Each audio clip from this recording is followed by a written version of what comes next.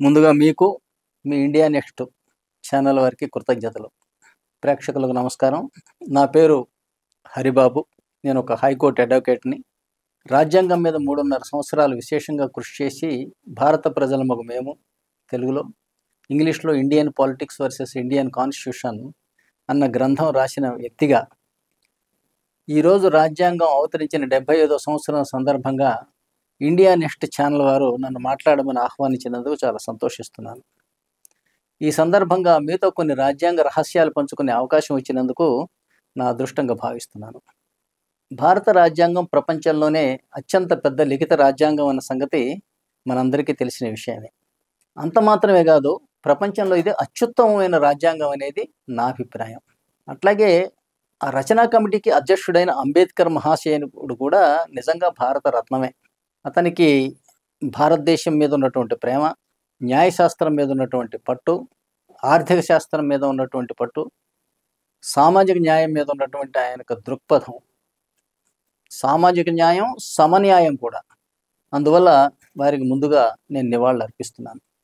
ఇంతకుముందు మీకు చెప్పాను కదా, అంటే భారత రాజ్యాంగ పీఠికలో సోషలిస్ట్, సెక్యులర్, ఫెడరల్ అనే 3 మాటలను పెడదాము అని కేటీ షా అనే ఒక సోషలిస్ట్ వ్యక్తి రాజ్యాంగ సభలో ప్రతిపాదించినప్పుడు అంబేద్కర్ దాన్ని వ్యతిరేకించాడు. కానీ దురదృష్టవశాత్తు స్వాతంత్రం వచ్చిన నాటి నుండి నేటి వరకు కూడా అన్ని ప్రభుత్వాలు భారతదేశాన్ని సోషలిస్టు, సెక్యులర్, ఫెడరల్ పంథాలోనే నడుపుతూ ఉన్నాయి. అయితే 1976లో 42వ రాజ్యాంగ సవరణ ద్వారా ఇందిరాగాంధీ గారు అప్పటి వరకు జరిగినటువంటి రాజ్యాంగ విరుద్ధమైనటువంటి సోషలిస్టు, సెక్యులర్, ఫెడరల్ అనే విధానాలకి రాజ్యాంగ భద్రత కల్పించే ప్రయత్నంలో భాగంగా 1976లో 42వ రాజ్యాంగ సవరణ ద్వారా సోషలిస్టు, సెక్యులర్ అన్న మాటలను రాజ్యాంగ పీఠికలో చొప్పించారు. కానీ వారు అప్పటికి కూడా ఫెడరల్ అనే భావనను అందులో పెట్టలే. కానీ దురదృష్టవశాత్తు సుప్రీంకోర్టు వారు 1994లో ఎస్ఆర్ బొమ్మాయి అనే కేసులో భారతదేశ ఫెడరల్ వ్యవస్థను కాపాడుకోవాలని వ్యాఖ్యానించటం భారతదేశ రాజ్యాంగానికి, సార్వభౌమత్వానికి, ప్రజాస్వామ్యానికి గొడ్డలిపెట్టుగా పరిణమించిందనేది నా భావన. ఎందుకంటే భారతదేశంలో, భారత రాష్ట్రాలలో ప్రభుత్వాలు ఏర్పడవలసిన విధానం అది కాదు. ఎందుకైనా ప్రభుత్వాలు ఉండవు రాష్ట్రాల్లో. అట్లాగే భారతదేశం ఫెడరల్ కాదు, యూనిటరీ. మొట్టమొదటి ఆర్టికల్ ప్రకారమే it is union of states, not federation of states. అది యూని ఎందుకు అంటేనేమో భారతదేశంలో ఎన్నుకొనబడ్డ కార్యనిర్వాహకాధికారి రాష్ట్రపతి ఒక్కడే, రెండో మనిషే లేడు. ఎవ్రీబడి ఈజ్ అపాయింటెడ్ బై రాష్ట్రపతి మాత్రమే. అందువల్ల ఈ దేశం యూనిటరీ, ఫెడరల్ కాదు ఇది. అయితే తప్పు లేదు, కానీ దానికి తగిన విధంగా మీరు రాజ్యాంగం రాసుకోవాలి కదా. రాజ్యాంగం యూనిటరీ రాసుకొని ఫెడరల్ విధానం పాటిస్తే ఇప్పుడు జరుగుతున్నట్టే రాష్ట్రానికి గొడవలు, రాష్ట్రానికి కేంద్రానికి గొడవలు, కులాలు, మతాలు, ప్రాంతాలు, భాషలు కొట్టుకు వస్తున్నాయి. 365 రోజులు ఏదో ఒక మూల భారతదేశంలో ఎన్నికలే. ఈ ఎన్నికలు జరుపుకోవడానికే పుట్టినట్టుంది భారతదేశం. ఈ ఎన్నికల్లో ఓట్లు పొందడం కోసం ప్రధానమంత్రి దగ్గర నుంచి కింద ప్రతి ఒక్కడు దృష్టి అంతానేమో ఈ స్థానిక ఎన్నికల, లేకపోతే ఉప ఎన్నికల, పొద్దుగూకులు ఎన్నికల్లోనే మునిగి తేలటమే సరిపోతున్నది భారతీయులకి. వాటిల్లో గెలవటం కోసం ఏంటంటే అనేక రకాల కుల, మత, ప్రాంత, భాష, వయసు భేదాలతోటి విభజించి వారికి రకరకాలైనటువంటి ఉచితాలు పంపకం చేయటం, రాష్ట్రానికి మధ్య ఈక్వాలిటీ లోపించటం, ఇవి భారత రాజ్యాంగంలో రాసుకున్నటువంటి జస్టిస్, లిబర్టీ, ఈక్వాలిటీ అనే వాటికి భంగం ఇవి. ఇక చేస్తే నేను అంతకుముందు మీకు 3 వివరించాను. మీకు ఎందువల్ల సోషలిస్ట్, సెక్యులర్, ఫెడరల్ కాదో, ఎందువల్ల ఇది యూనిటరో వివరించాను. ఈ ఎపిసోడ్లో మీకు చెప్పబోయేది ఏమిటంటే, ఈ భారతదేశంలో రాష్ట్రాల విభజన రాజ్యాంగ విరుద్ధంగా జరిగింది, జరుగుతున్నది, జరగబోతున్నది. ఎందుకనంటే ఆర్టికల్ 3లో ఉంటుంది కదా, అంటే ఈ రాష్ట్రాల హద్దులు మార్చడానికి, వైశాల్యాన్ని పెంచడానికి, తగ్గించడానికి, పేర్లు మార్చడానికి, ప్రత్యేక రాష్ట్రాలని, కేంద్రపాలిత ప్రాంతాలని ఏర్పాటు చేయడానికి పార్లమెంటుకు హక్కు ఉన్నది అని ఆర్టికల్ 3 తెలియజేస్తోంది.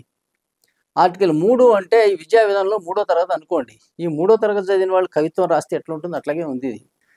ఈ 3వ అధికరణం చదివి విభజించే హక్కు మాకు ఉంది కాబట్టి విభజించేస్తున్నాం అంటున్నారు. కానీ ఈ విభజన ఎలా జరగాలి అనేది ఆర్టికల్ 55, 81 మరియు 170లో ఉంటాయి. అక్కడ దాకా పోకుండా విభజించే హక్కు ఉంది కాబట్టి విభజించేస్తున్నామంటే అసలు భాషా ప్రయుక్త రాష్ట్రాలుగా 1956లో విభజించటమే ఒక రాజ్యాంగ విరుద్ధమైనటువంటి చర్య. ప్రజలని కుల మత ప్రాంత భాషా భేదాలతోటి విభజన చేయరాదు చేయరాదు చేయరాదు అని మీకు ఆర్టికల్ 14, 15, 16 సూచిస్తుంటే అదే పేరుతోటి మీరు ప్రజల్ని విభజించడం అనేది ఎంతవరకు రాజ్యాంగబద్ధం అసలు? దీనివల్ల ఏంటంటే భాషకి మధ్య కొట్లాట. తెలుగు రాష్ట్రాల్లోనే చూసాం, వచ్చాడు అన్నదానికే ఇద్దరే కొట్టుకు చచ్చి చివరికి విడిపోయాం. అట్లాగే ఇవాళ బాంబేలో గుజరాతీ మాట్లాడే వాళ్ళని హిందీ వాళ్ళని మరోలా చూస్తారు. ఇప్పుడే ఇందాకనే మీరు చెప్పారు అస్సాంలో కూడా అలా ఉంది అని.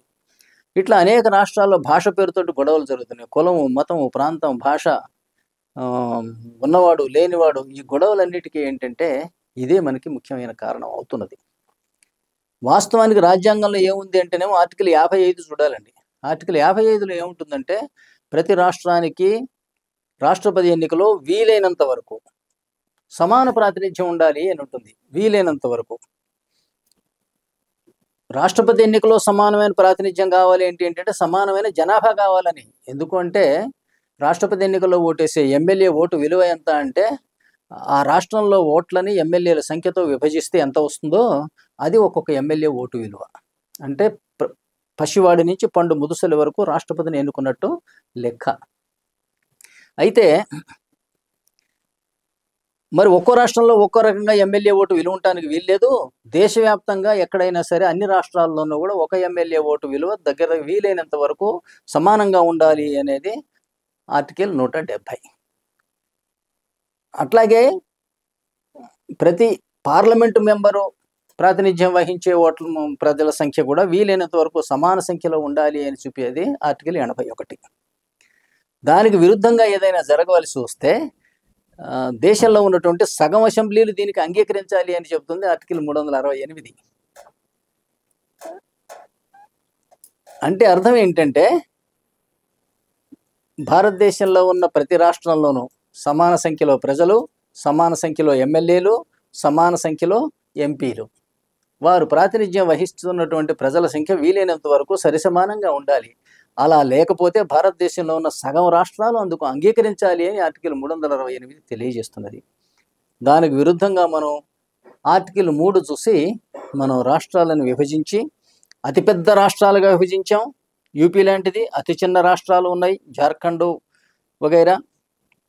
అట్లాగే ఏంటంటే రాజకీయ కారణాల వల్ల, వ్యక్తిగత కారణాల వల్ల, అనేక కారణాల వల్ల రాష్ట్రాలని అసమాన రాష్ట్రాలు విభజించి పెద్ద రాష్ట్రాలకు ప్రాముఖ్యం ఉంటుంది, చిన్న రాష్ట్రాలకి ప్రాముఖ్యత ఉండదు. ఈ రకంగా ఏంటంటే రాజ్యాంగ అజ్ఞానంతో రాష్ట్రాలను విభజించుకొని వాళ్ళ భారతదేశంలో అసమానతలతోటి మనం వాళ్ళ సతమతం అవుతున్నాం అని మనవి చేస్తూ